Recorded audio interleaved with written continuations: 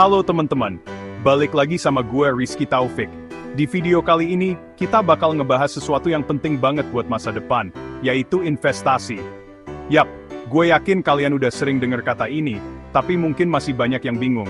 Investasi itu apa sih? Ribet gak ya? Tenang, di sini gue bakal jelasin sejelas-jelasnya tentang berbagai jenis investasi yang bisa kalian coba, dan pastinya dengan bahasa yang mudah dimengerti, gak pakai ribet. Jadi, tonton terus video ini sampai habis ya. Jenis investasi pertama yang akan kita bahas adalah saham. Nah, kalau dengar kata saham, mungkin yang kebayang di benak kalian adalah orang-orang kantoran pakai jas, lagi teriak-teriak di depan komputer, penuh dengan angka-angka gitu kan. Haha, sebenarnya nggak gitu juga kok.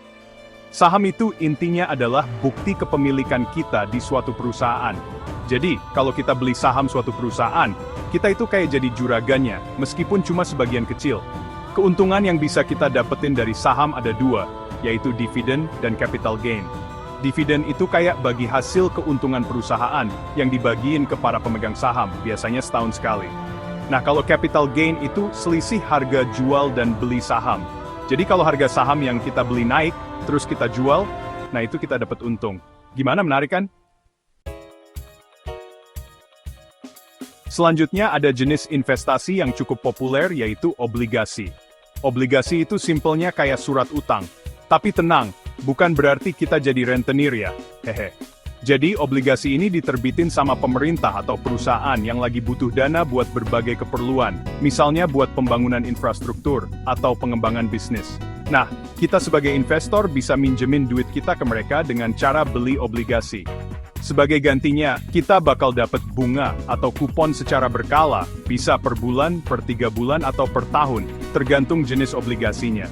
Selain itu, kita juga bakal dapat kembali modal awal kita di akhir masa jatuh tempo obligasi. Jadi, obligasi ini bisa dibilang investasi yang cukup aman dan memberikan penghasilan tetap. Jenis investasi ketiga yang bisa kalian pertimbangkan adalah reksadana. Nah, reksadana ini cocok banget buat kalian yang masih pemula di dunia investasi, atau yang nggak mau ribet ngurusin investasinya sendiri. Jadi, reksadana itu kayak wadah yang ngumpulin dana dari banyak investor, termasuk kita. Terus dananya dikelolain sama manajer investasi profesional buat diinvestasikan ke berbagai instrumen, kayak saham, obligasi, atau pasar uang. Keuntungannya, kita nggak perlu pusing mikirin mau investasi kemana, karena udah ada manajer investasi yang lebih berpengalaman, yang ngatur semuanya. Selain itu, modalnya juga relatif terjangkau. Mulai dari Rp100.000 aja udah bisa investasi reksadana. Gampang banget kan? Berikutnya, ada jenis investasi yang mungkin udah familiar banget di telinga kita, yaitu emas. Emas ini udah dari dulu jadi primadona investasi, terutama di Indonesia. Kenapa? Karena emas itu nilainya cenderung stabil dan bahkan cenderung naik dalam jangka panjang. Selain itu, emas juga gampang dicairin.